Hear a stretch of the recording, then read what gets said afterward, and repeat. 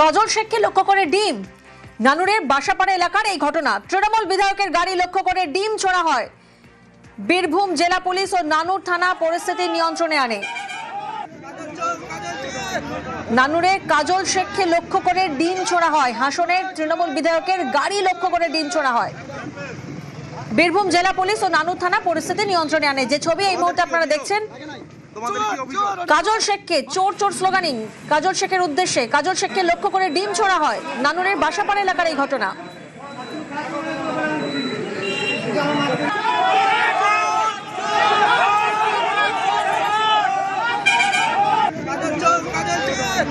দেখুন, তৃণমূল বিধায়কের গাড়ি লক্ষ্য করে ডিম ছোড়া হয়।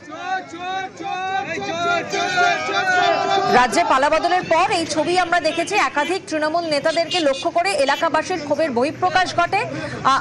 যে নেতারা দুর্নীতির সঙ্গে জড়িত, যে নেতাদের বিরুদ্ধে ভুরি ভুরি অভিযোগ সামনে আসে, স্থানীয় বাসিন্দারা তাদের ক্ষোভের বহিঃপ্রকাশ, তারা ডিম ছোড়ে বা চোর চোর স্লোগানিং করে। এবং সেই ছবি আজ দেখা গেল নানুরের বাসাপাড়া এলাকা। সেখানে কাজল শেখকে লক্ষ্য করে ডিম ছোড়া হয়।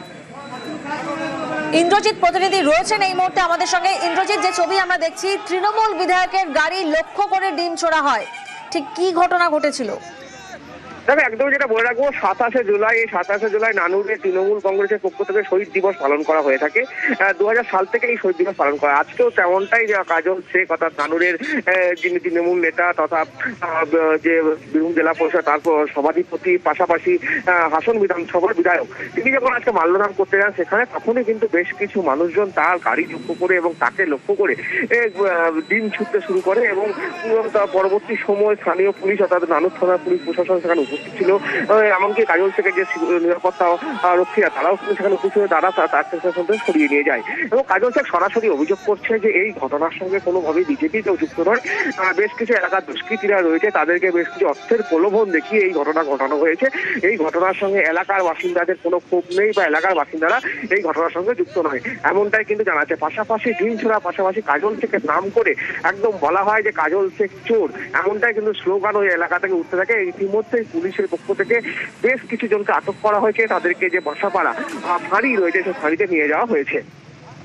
বেশ, কিছু সমাজ বিরোধী তারা আমাদের গাড়ি লক্ষ্য করে অবশ্যই আমাদের কাছে আসেনি, কারণ আমরা শহীদ মঞ্চে ছিলাম। যারা শহীদ হয়েছে সেই বেদির পাশে ছিলাম, তাই তারা কিছুটা দূরে বিভিন্ন ধরনের বিশৃঙ্খলা করছিল। ধন্যবাদ জানাচ্ছি বীরভূম জেলা পুলিশ প্রশাসনকে, যে বীরভূম জেলা পুলিশ প্রশাসন এবং নানুর থানা পুলিশ প্রশাসন তাদের এখান থেকে সরিয়ে দিয়েছে।